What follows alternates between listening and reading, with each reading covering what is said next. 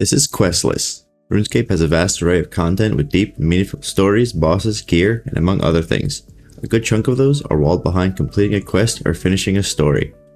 The idea here is to see how and what it looks like if the hero of the story never takes part in that story.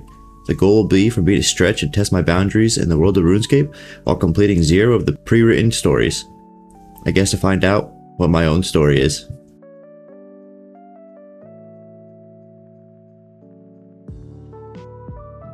Hey guys, so you thought I was dead? Honestly, me too. So I'm just gonna talk at you guys. Obviously no one can really talk back to me, but I just want to say out loud kind of where I am mentally, just to help me kind of think about the account and the situation, and to try to help my own mental blocks as we move forward making content and everything. So as I stated in the beginning, probably a few times in the other videos if you've watched any of them, I work long physical days at a job, Monday to Friday. We're talking 8 hours usually, but sometimes more. Even if I don't necessarily get the hours in, sometimes when I come home I just don't have the mental fortitude to get on and play a grindy RuneScape account like Questless, where it feels like a lot more of a grind because this is going back and doing things with no access to quests or anything that they provide. So gear's different, approaches are different. It's just sometimes it feels like a lot to get on the account and kind of push that way, if that makes sense. And I put a lot of pressure on myself because I really like making content. If I could choose a job, it would be to make content of some kind, whether that be videos, marketing, audio engineering, something like that. And that's obviously not where I am in my life. So I put a lot of pressure with the minimal support this account got, because even though it's only a few hundred views, I've been struggling to break 50 subs and, more than 10 views on most of the other videos I've ever attempted. Part of that's production, which we'll talk a little bit about later in the video, but also it's just one of those things where it felt like I was finally making a little bit of a break-in to the industry, I guess you could call it, of YouTubing. And I felt like because I was finally getting in a little bit, I put this immense pressure on myself to get the videos out in like a week so that I could strike while the views were there. That's a common mindset, and when you have no views, all of a sudden you're getting views, you want to put out more videos and be like, okay, look, people are watching a little bit, I want to show them more while they're watching. So what I want to do is just rein in my own expectations, because I just can't do that and continue to enjoy playing. The grinds on the account are going to get longer, as we're going to talk about a little right here. I need to get better at keeping my recording on when I am playing the account. I have some awkward cuts, so you're going to see that in the video. I apologize. But it's just going to take me longer to play, record, edit, and upload. So nobody put an official timeline on the account in the beginning besides my own mental. I was like, oh, I want to upload weekly Saturdays. Then people were watching and I was like, I have to upload weekly Saturday because people are viewing and I want to continue my growth. So that's, if I stop uploading, people will leave, and that's fine. Videos can't be rushed, so we really need to pull back on that. And I just wanted to let you guys know that I will continue to play the account, and I'm going to go for the fire cape that I originally said was my initial goal. I just am already feeling some burnout because I do have a main that's pretty far along in the game that I want to play on, and I do have Questless that I want to play on.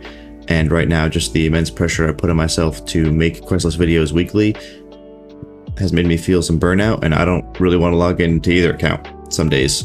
So I just want to pull back and just kind of take my time. Like I said, I'm going to continue to play this account even if the episodes come out more sparse, until I get my fire cape. I have some stuff I want to try, some stuff I think would be cool to unlock as an account that won't do any quests. But after I do the fire cape, I do have some things I'd like to try and see if possible,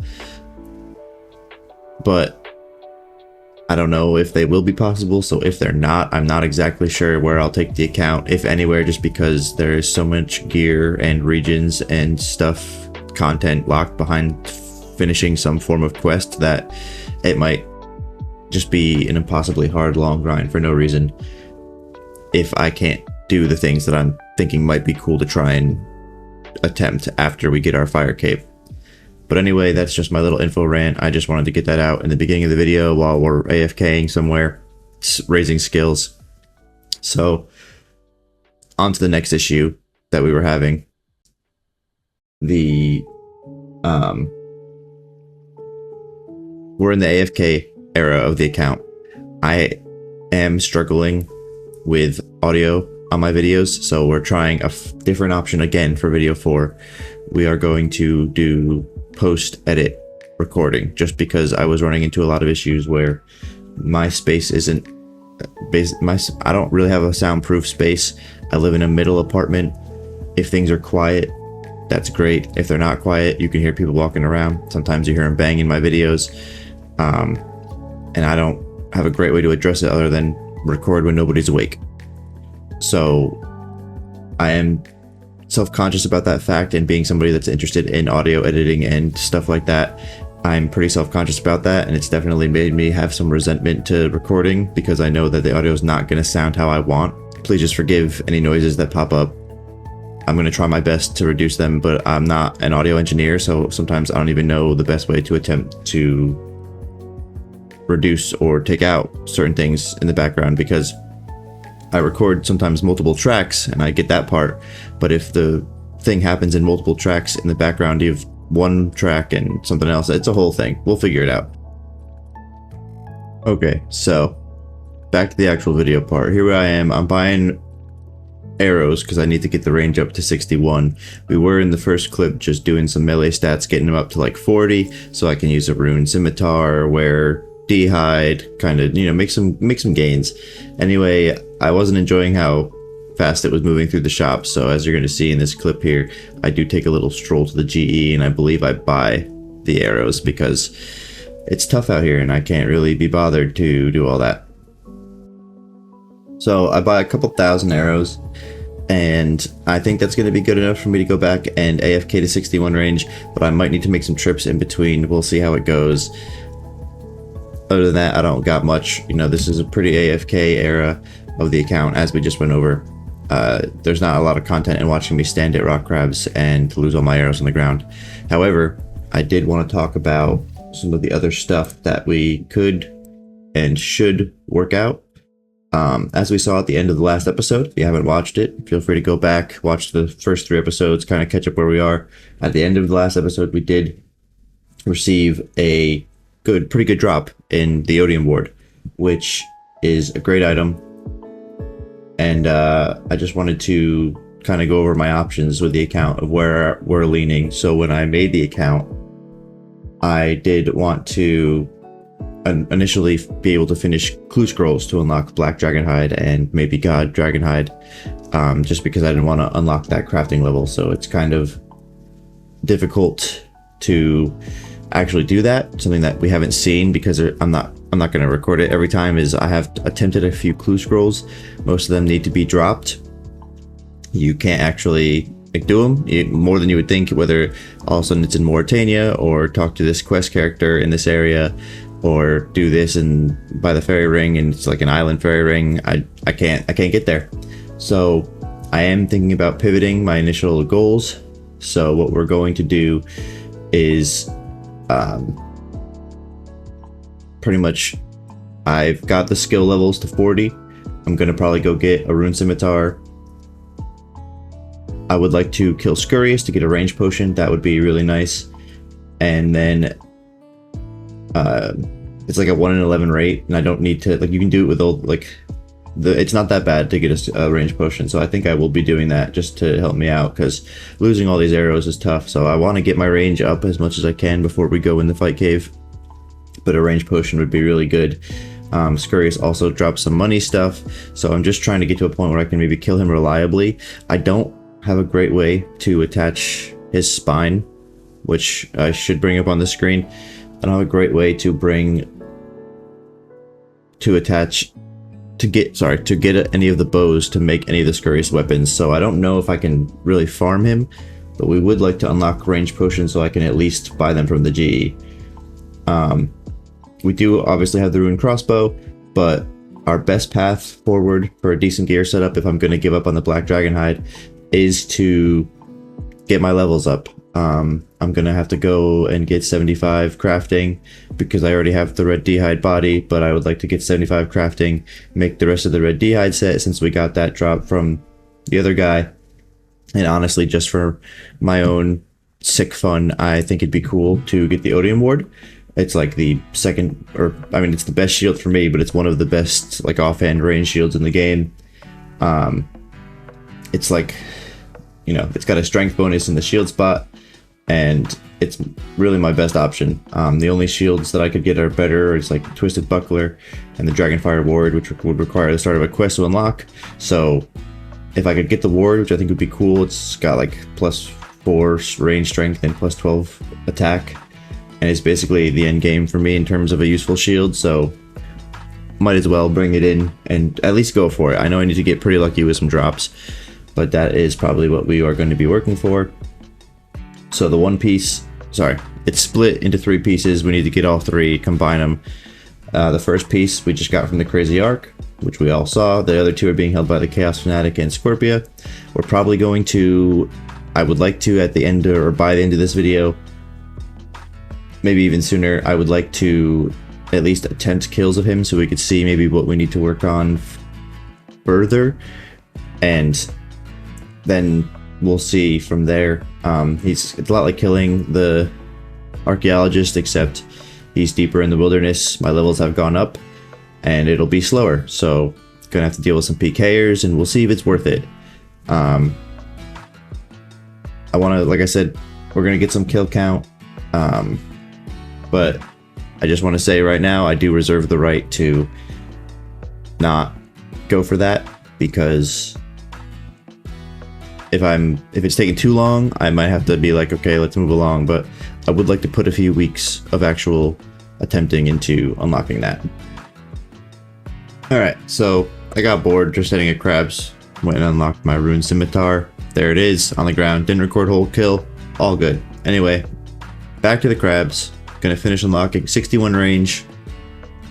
After we get 61 range, had to make some decisions. So I decided the easiest thing to do here, I was feeling powerful and bored, decided to go unlock green d'hide legs at the rooftop guards in Birth Rope. These guys, this wasn't, probably not worth it, but I thought if maybe I got the green d'hide legs, it'd be enough to take that, my red d'hide body, my rune crossbow. I'd unlock Soul Wars, Addy Bolts, which I forgot to record on me. I'd take all this gear out to the wilderness, and I would go ahead for some Chaos Fanatic kills. So this clip, pretty short in general. Didn't leave the whole kill in. This is at 200%, guys. The kill just not obtainable. You can see we're just doing absolutely no damage.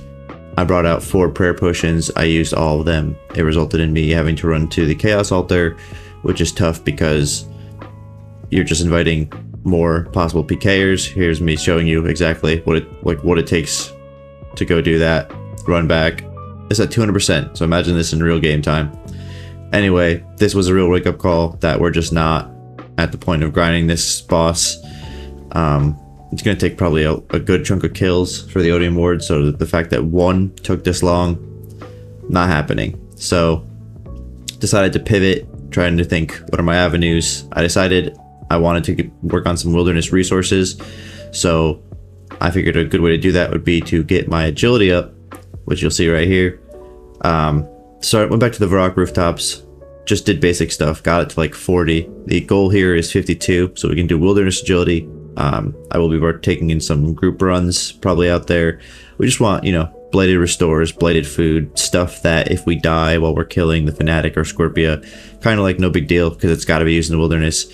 Obviously we don't want to, but that's, you know, still an option. Here I am finishing up Brimhaven. This is me just turning in the last 10 tickets I needed. It's been a while since I've done the Brimhaven agility course. It's, I think, improved, honestly. It was not as bad as I remember it being. And that might be because now you don't need to tag it twice in a row to start getting tickets. But pretty simple stuff here. Unlocked 52. So at that point, just seeing how things were going, I had to lock into the crafting grind. This is me finishing up 75 crafting. I used molten glass. I blew 19,000 weathered orbs. it took a long time. And if you were going to ask if I'm okay, the answer is no, I'm not okay. Hated that entire thing. So after we finished 75 crafting, go ahead, take my red d'hide, my needle, my thread. We walked our way to Al Kharid. Go ahead and tan my red d'hide so we can go ahead and craft the armor we spent weeks making. This has been a long time for not a lot of clips. I'm going to go ahead and craft it right here, right there. There's the van braces and the legs, and I'm going to throw them on. And yeah, it took a long time just to get to wearing this armor. I'm going to bring up the thing just so we can see the bonuses real quick. So as you can see, we are at like 120 without either of them on, and when we put them both back on, it boosts us to 144 attack bonus in range. Now we're gonna hope that's enough to maybe get some kills at the Chaos Fanatic. I don't know if it's gonna lower our time enough, but boy would we like it to. Now worst case scenario, I can push for 76 crafting to get the red d'hide shield. That's not going to do a lot for me at the Chaos Fanatic, but if it's turning out to be too hard to get the Odium Ward, I may pivot to that just so that we can get our Fire Cape done. But yeah, that's really all I had planned for this episode. I'm going to go unlock probably rune bolts somewhere, either from Soul Wars or Lava Dragons, and then I'll probably find my way back out to the Chaos Fanatic and just kind of keep grinding from there. So this has been a pretty decent episode for the most part. Thank you if you watched all of it. If you didn't, I understand. The videos will be slower, but hey, you know, that's all right. As long as they keep coming out, that's all we can really ask for. So yeah, this has been Questless. If you've liked the video or the series so far, please leave a like, subscribe, feel free to comment. If you have any tips on better audio quality or what you'd like to see me do instead of post audio, let me know. And yeah, there's the setup right now. I'm looking nice. The d'hide's really hitting the hair the right way. So anyway, I'm out. And remember, no quests.